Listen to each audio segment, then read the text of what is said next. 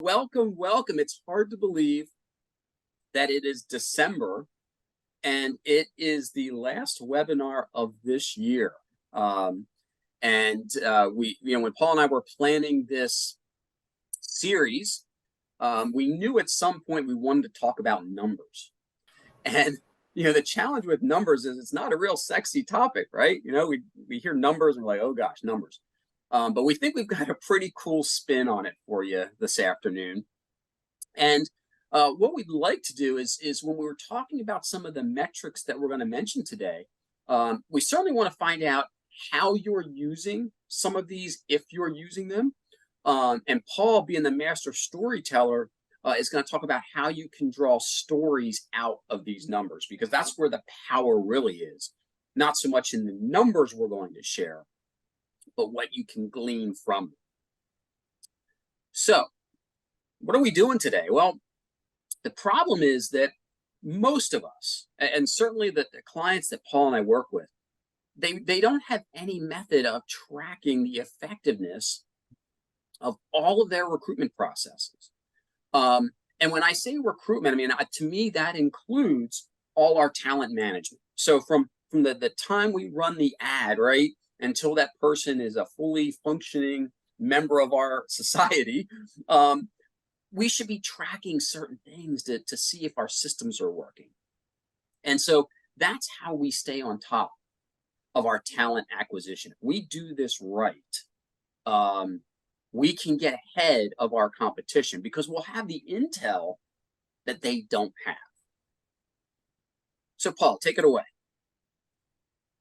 All right. So yeah, data's never been one of my favorite topics, gotta say. But it's just we've gotten to a point where we can't ignore it anymore with big data and AI and all this number crunching that goes on.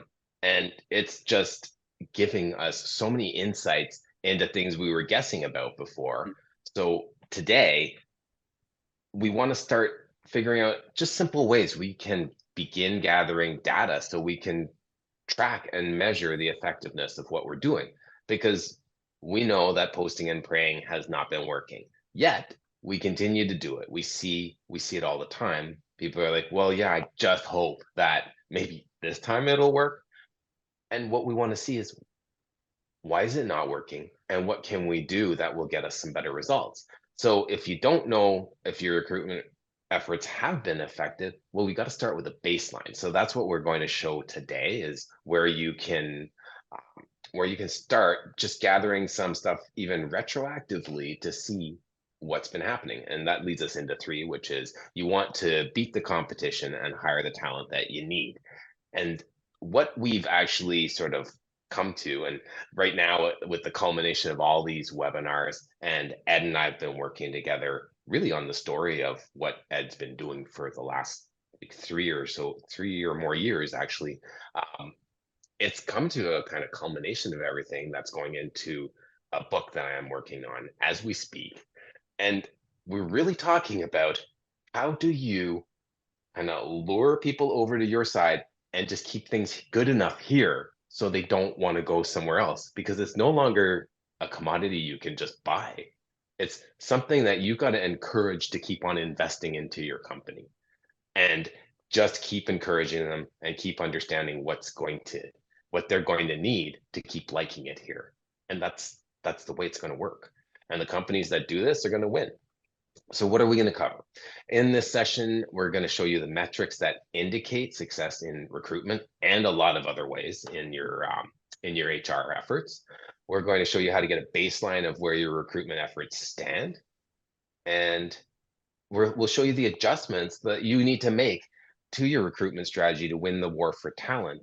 And this is all through the story it's telling you, and the story that you're going to tell to the upper management, and the story you're going to tell to the candidates that you're trying to recruit. So why this webinar series? And we're working on next year now, but from our efforts this year, we're really proud that we ran a webinar each month and continued to deliver content, and learned a whole ton in the process, refined it, and we're happy that we're able to offer this free of charge first to provide good insights and good information because we want to make a difference in the quality of workplaces, which is something that's important to me because as a chiropractor, I was treating people all the time for all the stress and the tension and the injuries that they got in their workplaces. And most of them were emotional and mental because they weren't happy where they were working. And so I want to make a difference in people's lives. And I know that everyone in HR is there for the people. And that's what we're all about, seeing employers and employees thrive.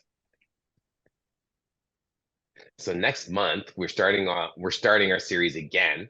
And so if you've been on every single webinar, yes, we will be delivering a lot of the same content. However, we will keep you up to date on any of the additions because we are preparing uh, some bonus materials, some white papers and things that are going to, especially with this topic, with the metrics, we'll be associating a metric to every webinar. But next month is Losing the War for Talent, 3 winning strategies you can implement today. And so that's Wednesday, January 10th to kick off the new year. And we changed the time a little bit later, 1 p.m. Eastern time, because everyone should have time to eat, is what we think. Yeah. My webmaster is working on that sign up sheet as we speak. I'm hoping it's live by Friday. We were hoping for today, but you'll be able to find that at edcrow.com/webinars. So if you want to bookmark that, and you'll probably get an email from me in the next week or so saying, hey, it's live, come on out and sign up. I see so many familiar faces in the room, not only from previous webinars, but those of you that I'm privileged to call friends and clients. I am Ed Crow. I'm your talent transformation expert if you want to achieve 8-figure growth. And one of the things that I love about not only sharing this process with you, but in doing so with Paul, is that I can be a very data-driven guy and a very results and process-focused guy. And Paul really balances me out with, Ed, we got to tell a story, right? Stories are so powerful in our society, and they've always been that way, back through human history.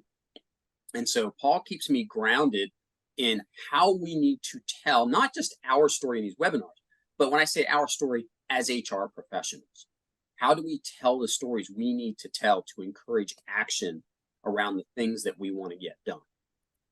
So with that, we're talking about numbers and measures and everything. You can't help but quote Peter Drucker, right? What gets measured gets managed. And a lot of people struggle, that I know anyway, in HR struggle with measurements. They're either not sure what to measure, or they're not sure that what they're measuring matters, or they're not sure what to do with the numbers that they're getting out of the measurements.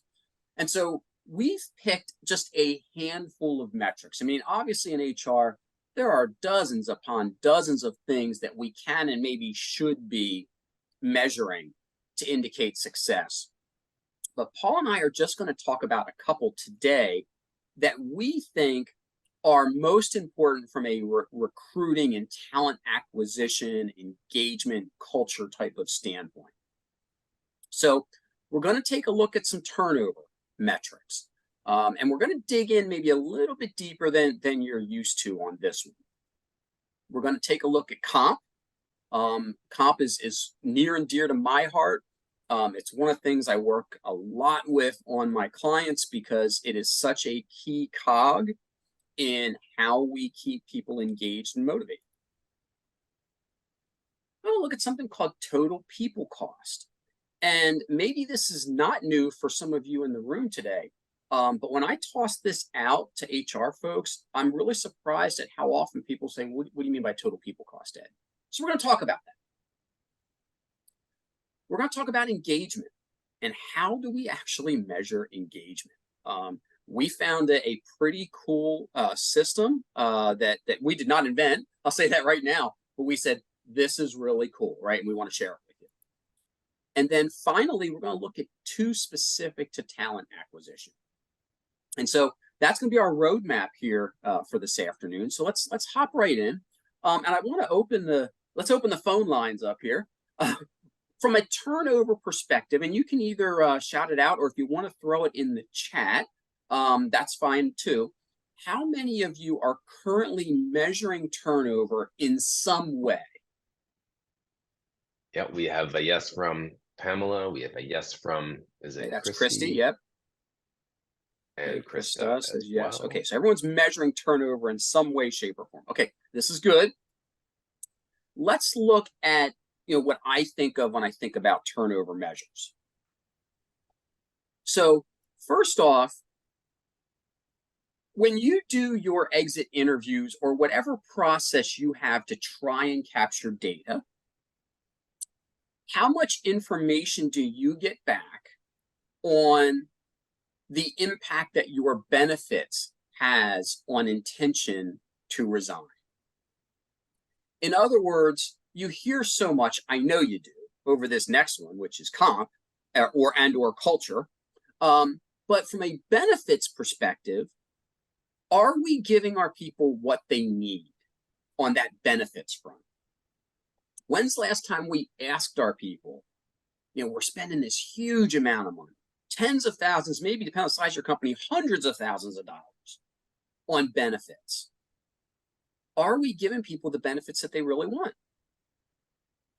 Or could we be shifting money somewhere else? And are they being lured elsewhere because of benefits? Some of you I know employ a good bit of part-time folks. Okay.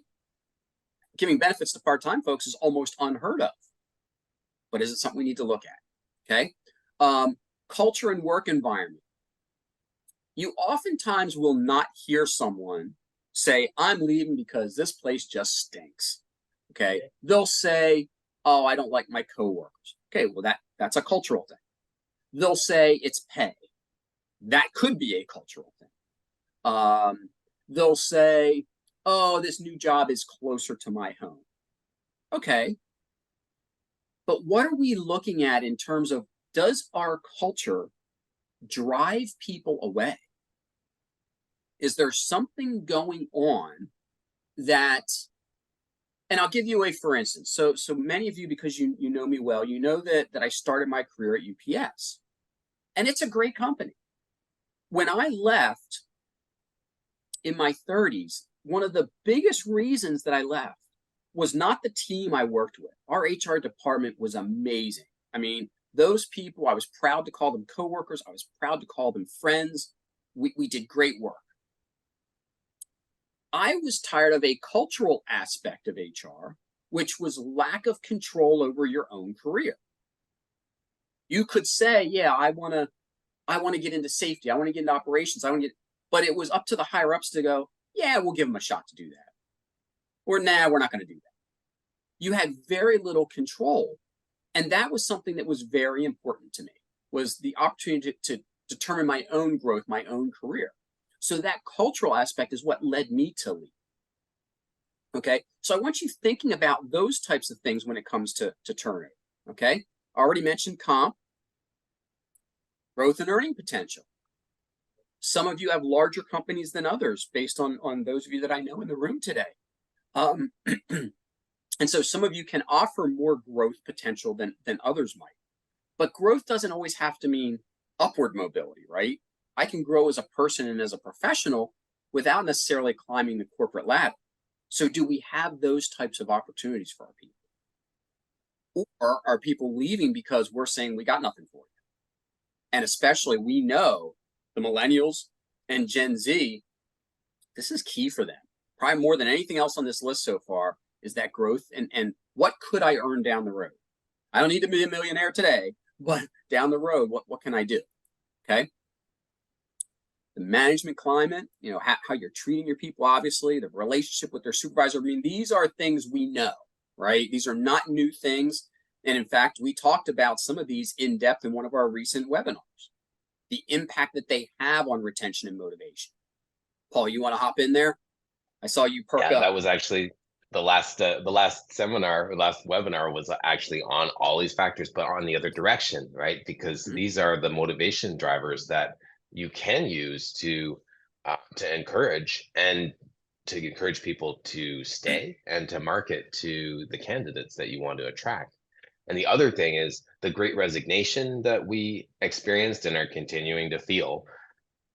Pew Research, their findings were number one was the number one reason that people left was financial compensation.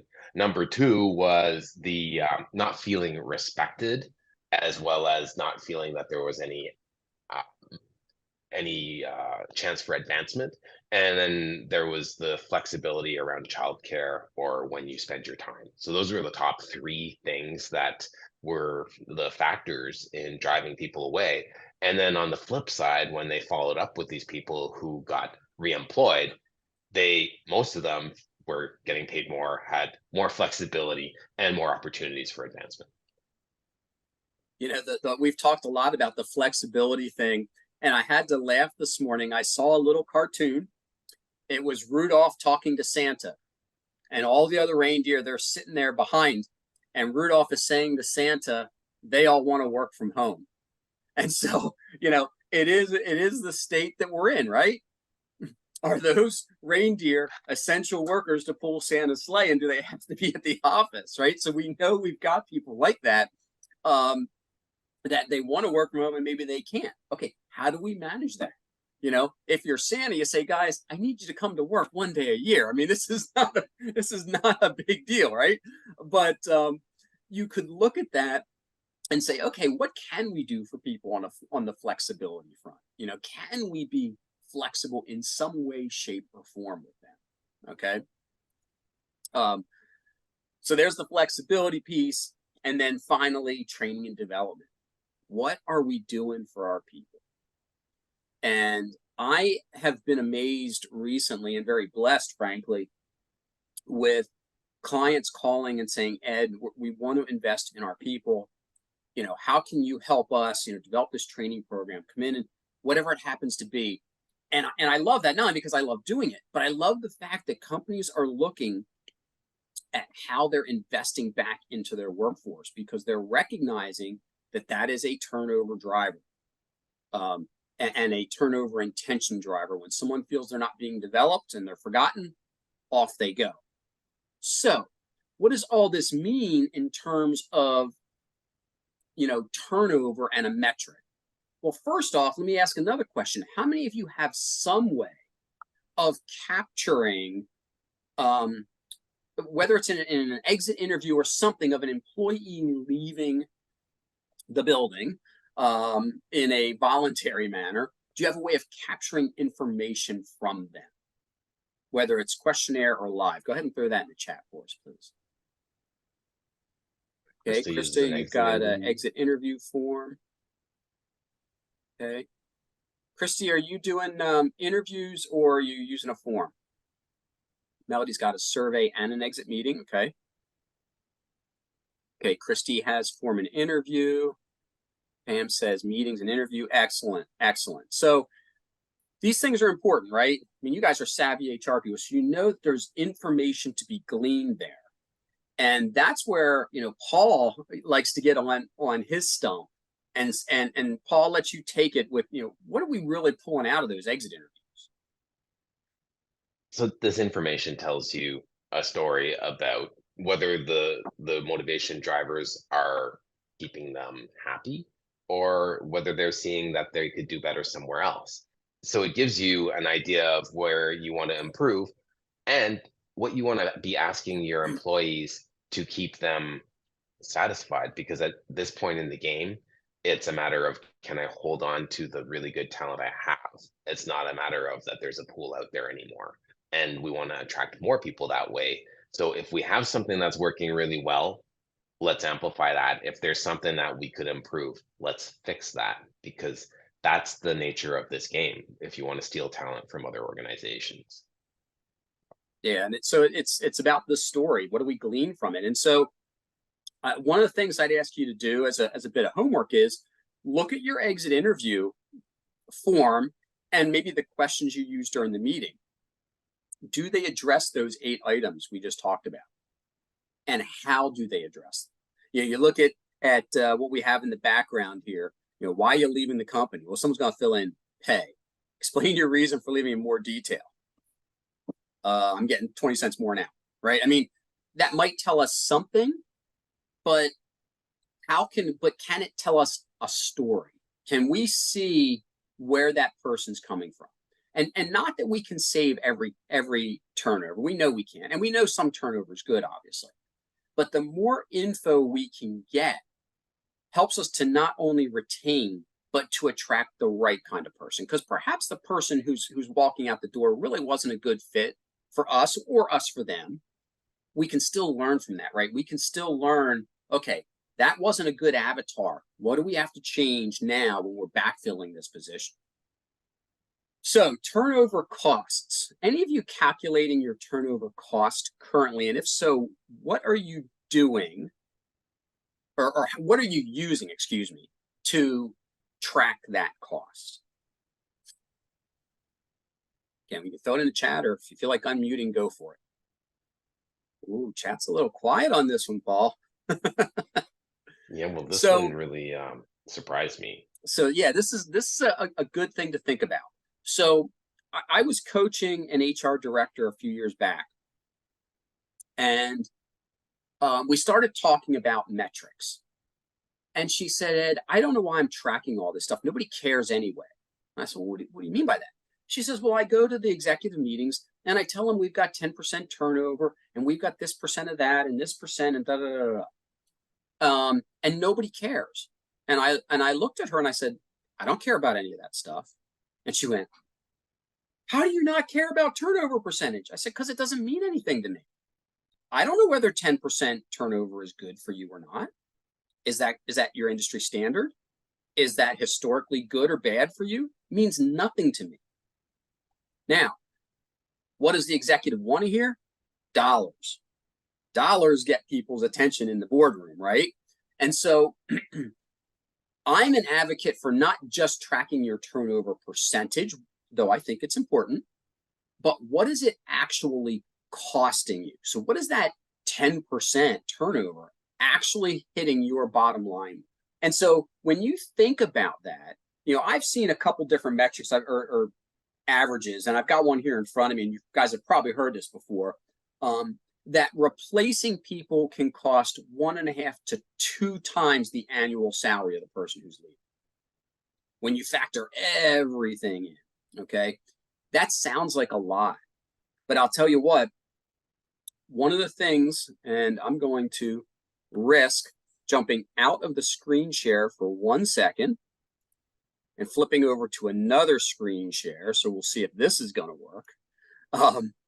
What I want to show you is all the things that you could possibly track. And let's see if we can pull it up here. Do you guys see a sheet in front of you now instead of the PowerPoint? Okay, I'm just going to scroll down this. Okay, these are all things that cost you money. Maybe not all apply to you. Maybe some do. That's page 1, by the way. Here's page 2. You start to add all of this stuff up, and you could see how very quickly you could get 1.5 to 2 times a year's salary for filling. Now, if you want this form, you're going to get a chance to get it free later on. I'm going to give it to you. So we're not going to spend a whole lot of time on it, but I wanted to at least share it because there's a lot of stuff on here that we tend not to think about. And we think, well, it's just my job. Okay, but we have to account for even you doing your job as a part of the cost of filling that role. Okay, so now we're back to, so we can calculate turnover cost. And to me, this is the real metric. So the first metric we looked at is, those 8 items. Can you track those and their impact on our turnover number? The second is, can you track cost? And so, Paul, what do those costs tell us when we start to track them? Well, first of all, to fill out a form like that, obviously it's going to take some effort and some time. But I mean, once you do it and you have you have a figure that you can use. It's something you can use for quick and dirty measurements for the time that a job sits vacant. And it also takes that number like, oh, it's 0.5 to like 3 or 4 times someone's salary, or it's like 1.5 to 2 times. Like, what does that actually mean? And what salary are you talking? And what's the number? And then you walk into management, senior management, and you're like, okay, this is costing us a lot of money. And not only that, if you look at all the people involved in this and the time that it's taking away from your productivity, production, and total sales and all that, you want to do this right from the beginning so we don't waste all this time and energy.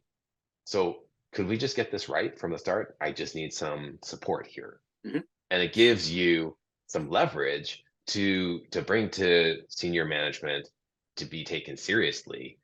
And then some strategy can go into getting the talent you want instead of them just throwing it to us and saying, just handle it, get us another body here. Get us It's that like, body. Yep. it's a pain in the butt. Yep. Get us a warm body. Sometimes it doesn't even have to be warm. Just get us something sitting in that seat. Yeah. All right. So let's talk comp. Well, first off, any questions on those two big turnover metrics? Again, they're just things that Paul and I think are important. There are lots of other things you can track, obviously, but are there any questions or any insights? You can feel free to unmute, or again, throw a question in the chat here regarding turnover. Let's chat comp. Everyone's favorite topic, the way the economy is right now. Just last night, I got a text from a client who said, Ed, we got to talk tomorrow.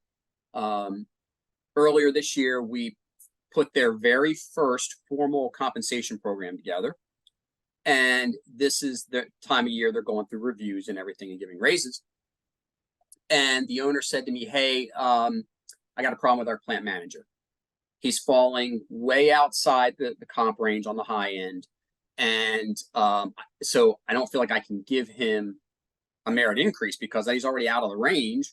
He's not happy about that. And I want you to help talk through it. Okay. So we're going to have that chat later today. And the reason this chat is going to be so important is it's a strategy chat. What is it about this guy's duties that's throwing him out?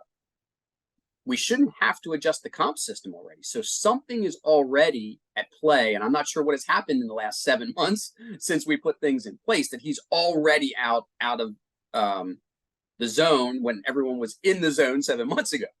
But this is going to be important. This is a relatively small company. If they lose their plant manager, it's a major hit.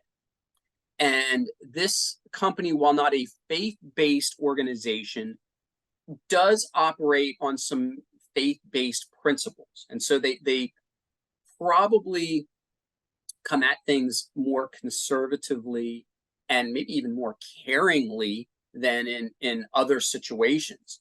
So comp is a big one for this small company because they still feel like they are operating almost as a family.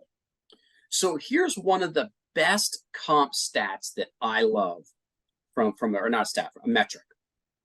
Comp ratio. I'm hoping most of you know this, but here's why I love it.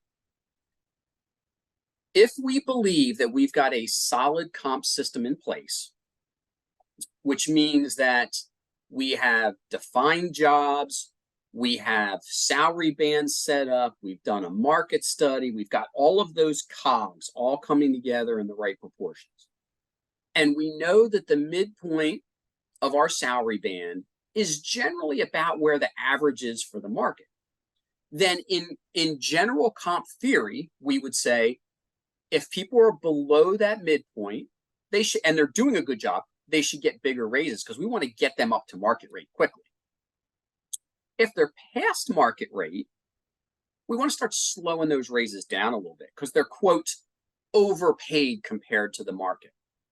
So what that comp ratio allows you to do is to see for every person exactly how close they are to that midpoint. So anything less than a 1, they're lower than the midpoint. Anything greater than a 1, they're above the midpoint.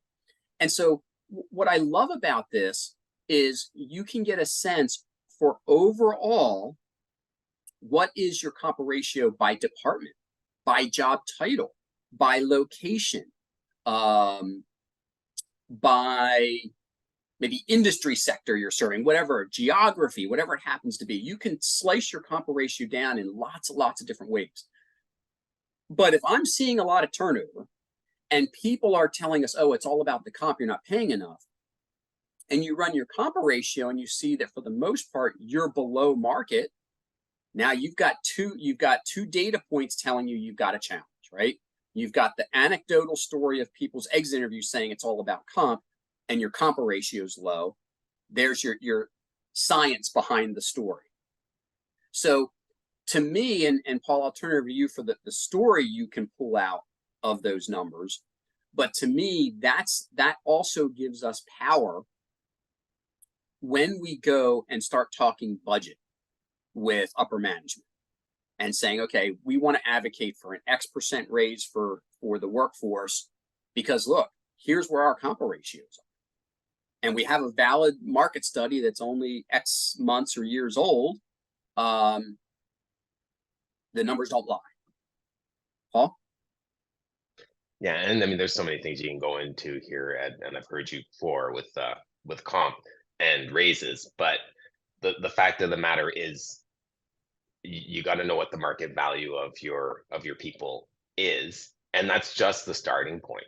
And one of the best questions if you're interviewing people, and I mean these are your happy employees or people that are there, that are staying, is if like barring salary equal equivalent pay, what about our organization keeps you here and keeps you from looking elsewhere for employment?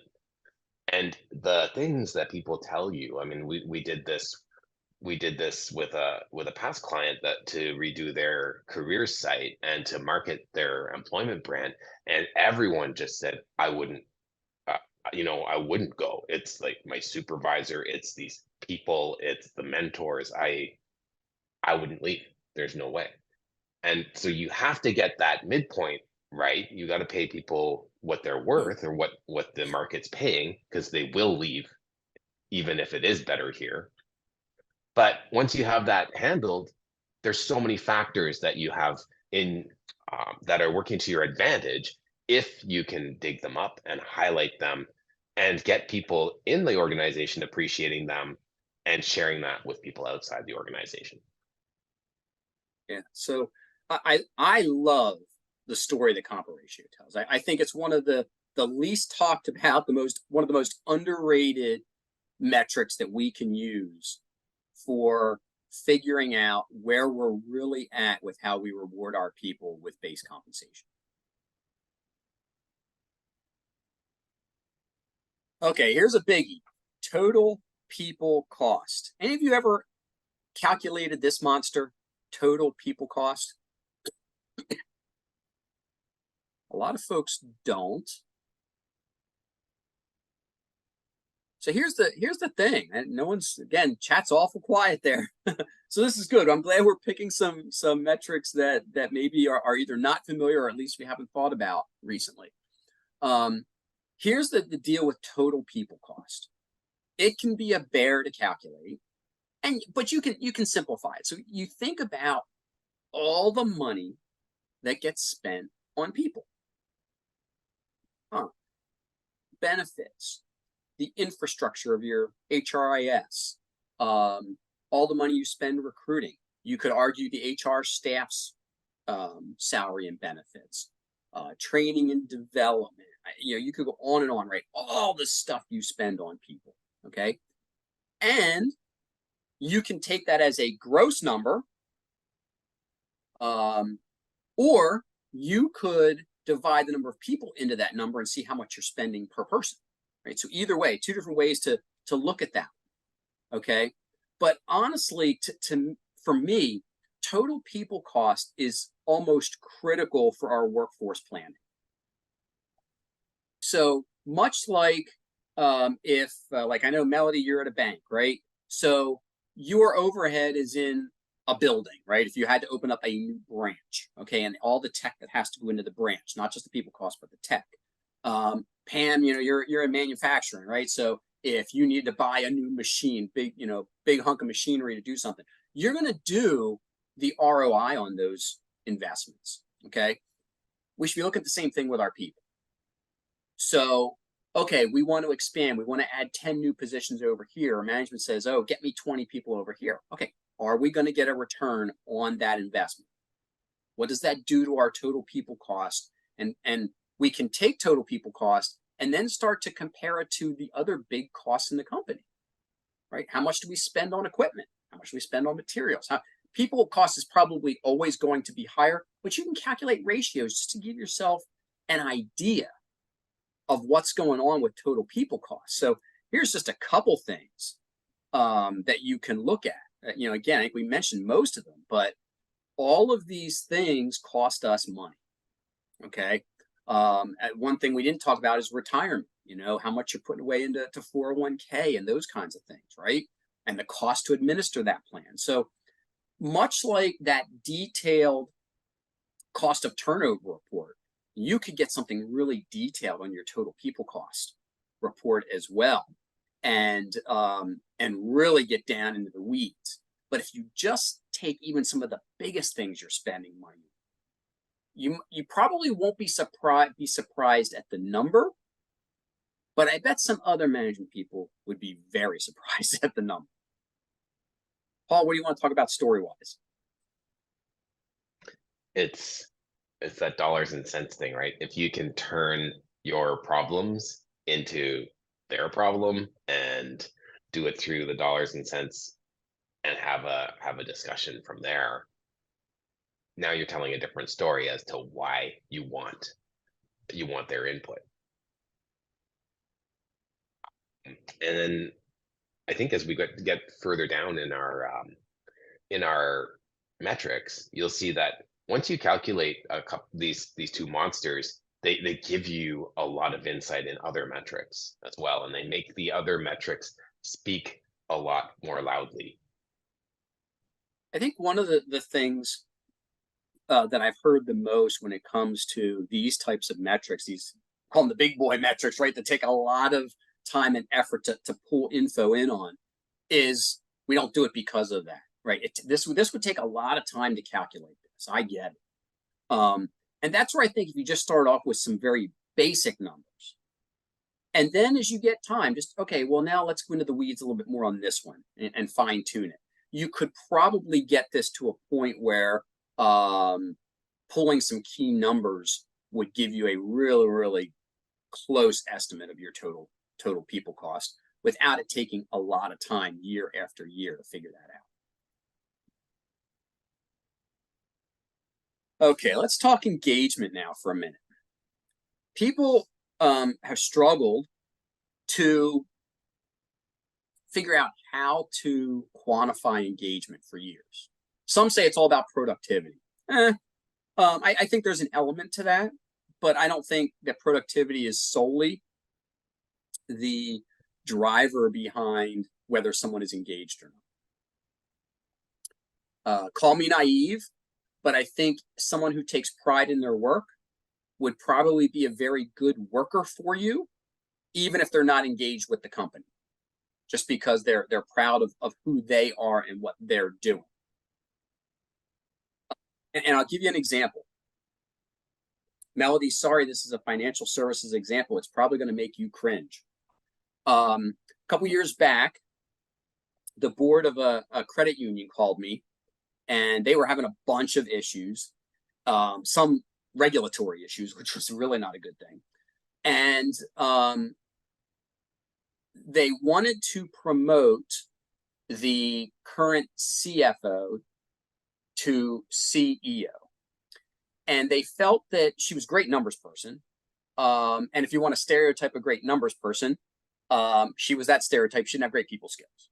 So they wanted me to work with her a little bit on that side, and just get a sense for what was going on in the credit union. Again, they were under some regulatory heat for some things the previous CEO had done, unfortunately. And so they were trying to dig their way out of all of this. So as part of my discussions, I meet with the COO. Now, she was a hair bitter because she had eyes on the CEO role too. But that aside, I'm sitting there in the interview with her and just getting to know her and her role. And tell me what you like about the credit union. She goes, well, I love the fact that we're small. I love this. I love that, yada, yada. And then I said, okay, so pretend we're at a cocktail party. We run into each other. And I say, oh, hey, where are you working these days? She says, oh, Ed, I would never tell you where I work. And I went, excuse me? Said, I would never tell you I work here. I would tell you I was a COO in the financial services industry. I said, wow. And so here's someone who was still doing her job to the best of her ability. She was good at what she did. You talk about presenteeism. I mean, she had checked out as far as being engaged in what that company was all about. Okay.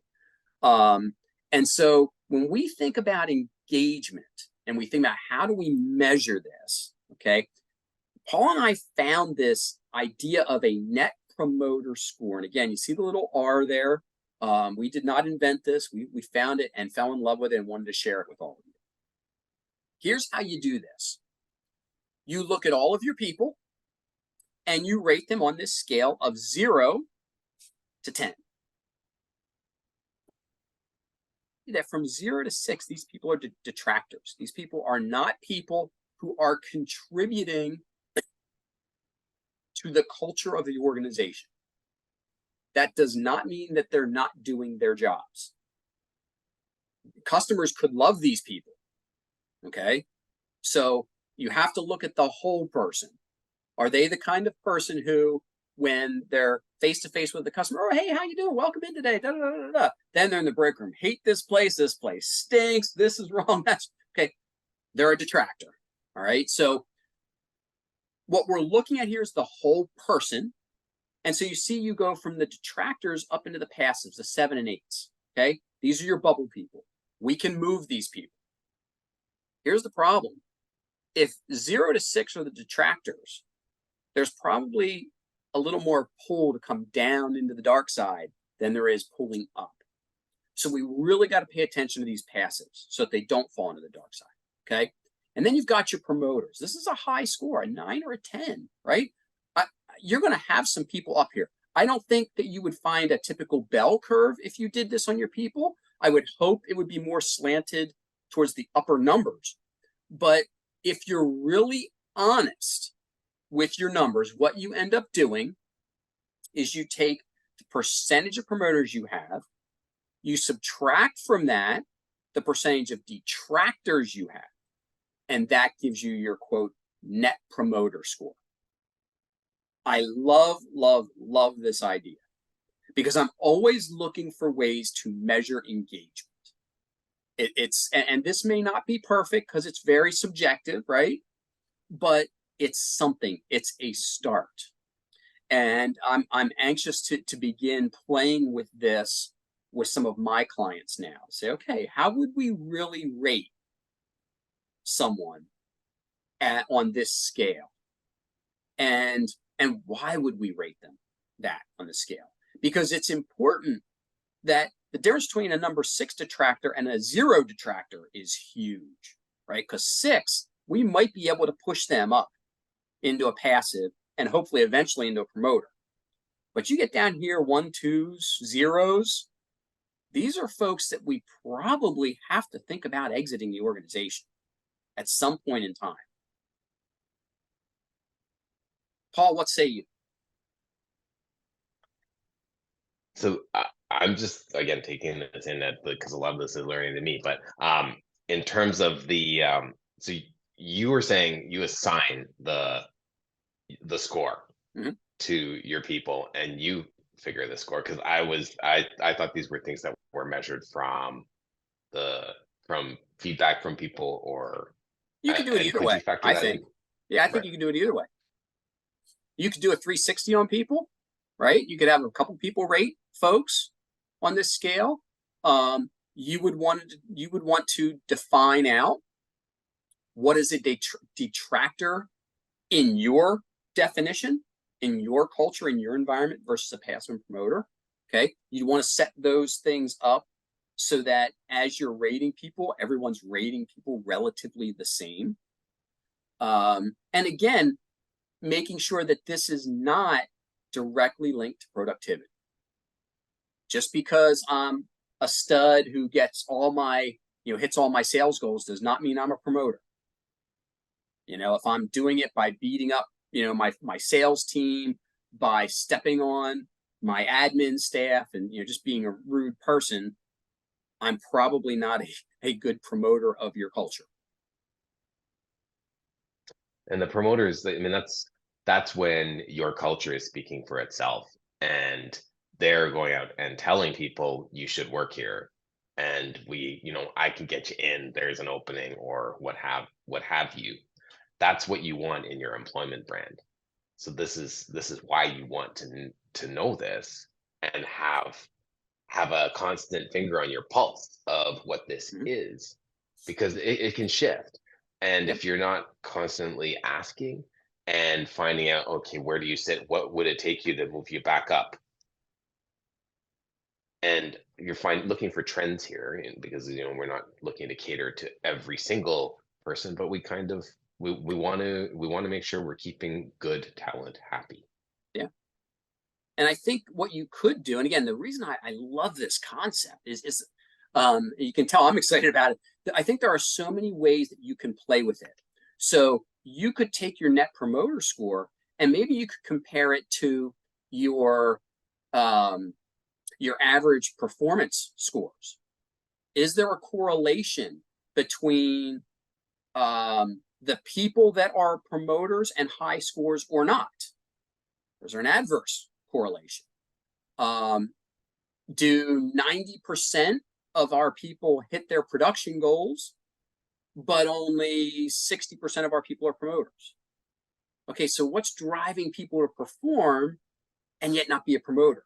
Like there's so many great questions in there that if you really want to impact your culture, you could dive into. And that's again, um, while this is a new kind of rating type thing for me, I'm kind of like, let's go. I can't wait to start using this because I just think there's so many neat data points that we could get out of it for the story that we would then tell to our executive team about where we're at culturally.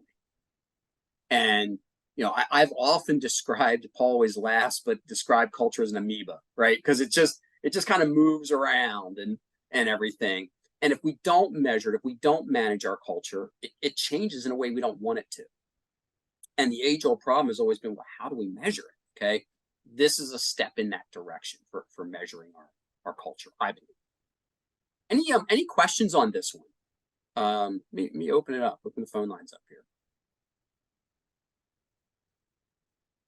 How about in the chat? Give me a thumbs up if you think this is cool, or a thumbs down if you're like, this is garbage.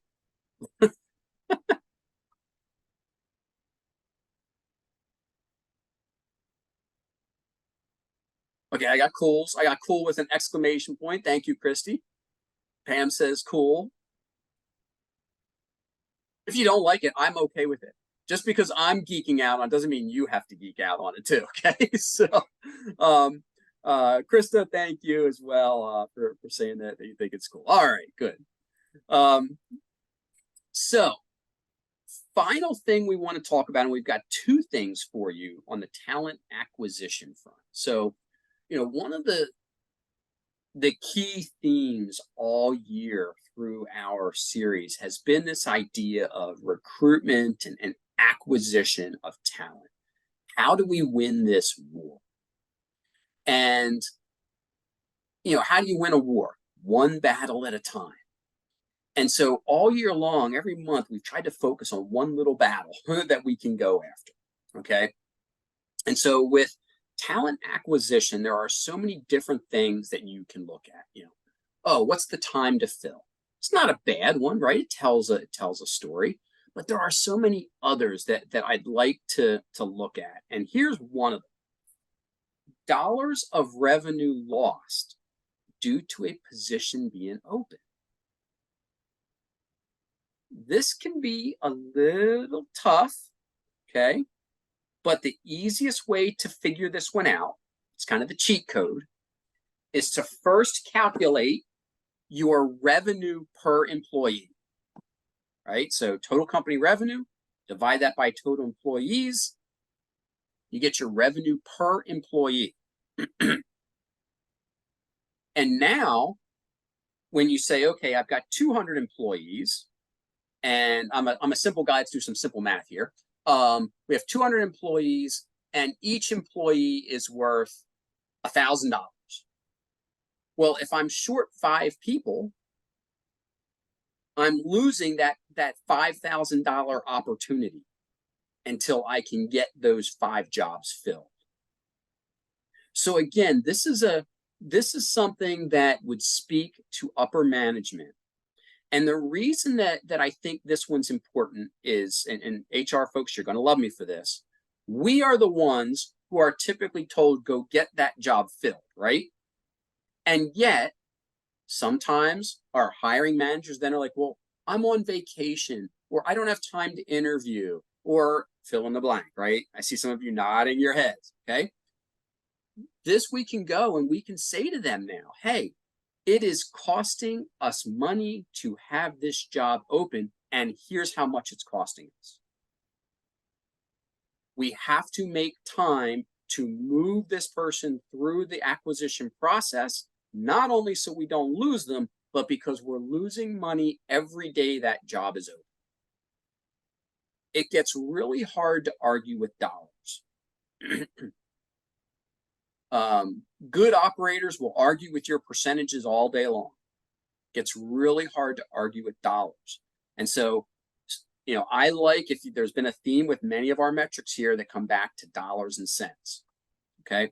So this is one, instead of looking at what's time to fill, which it's not that it's an unimportant statistic, okay, but the revenue lost. So again, from HR, when we're always fighting the battle for money and for budget dollars, the more that we can put in perspective what things are costing by not having the right people, the easier it is for us to get the money we need to do the things that are going to impact those revenue numbers. And then you've got new hire failure rate. So this is something that I used a lot in my UPS days.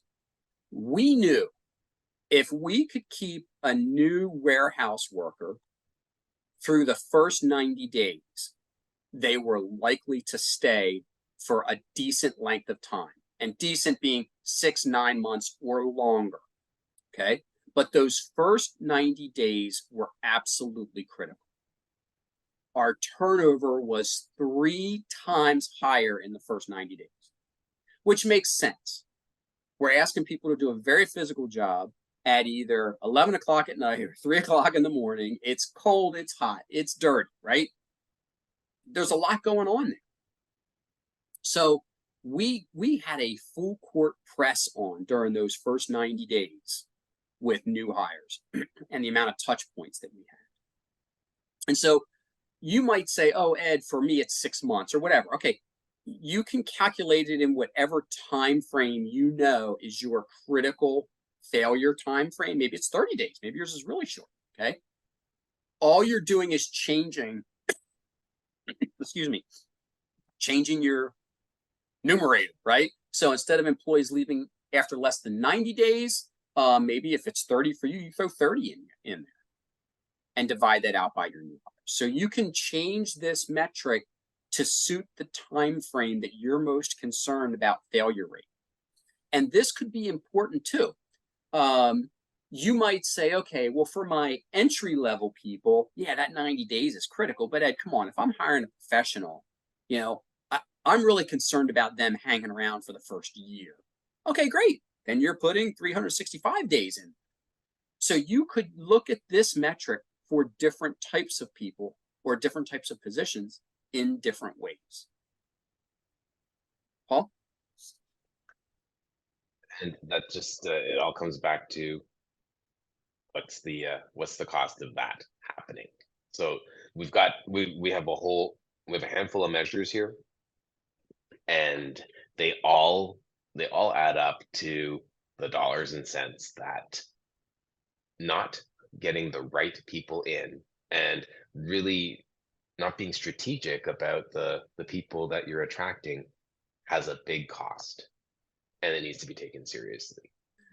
Measuring your recruitment success. Okay, we tossed out a couple types of turnover measures. We talked about comp and specifically comp ratio. We looked at total people cost and looking at just every bit of money that we spend on someone. We looked at engagement and that net promoter score that I was geeking out on, and we talked about these two talent acquisition pieces. So I think we ended up giving you 7 metrics in there, a couple of bonuses, and obviously these are just some of our favorites. You might be sitting there saying, "Oh gosh, Ed, what about this? What about?" Yeah, there's lots of them out there, right? Lots of them. These are just ones that when we were looking at it, I said, "Man, these to me are key." These are things that if I was running an HR department today, I would want to make sure that I had my pulse on these things, so that when I went into the executive boardroom, I was well armed with data that they would actually care about. So I told you I'd give you a chance to get that hiring sheet. Please, please, please take a minute, scan this QR code. It's going to take you about a minute to give me and Paul some feedback on today. And if you enter your email, you're going to get in your email that hiring cost tracking form.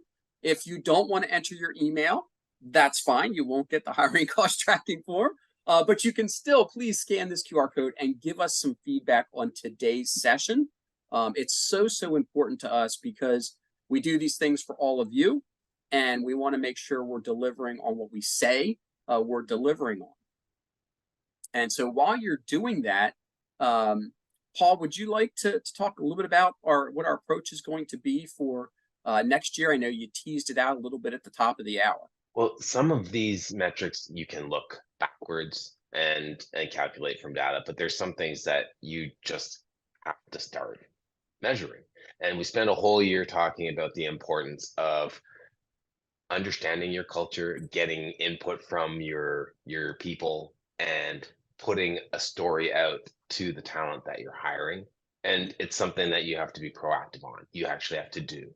So we next year will be associating numbers with every webinar that we do. We'll be showing you something that you can start measuring. So it doesn't have to be all at once, look at all these things I'm not doing. It's just like, here, do this one thing and just start gathering the data.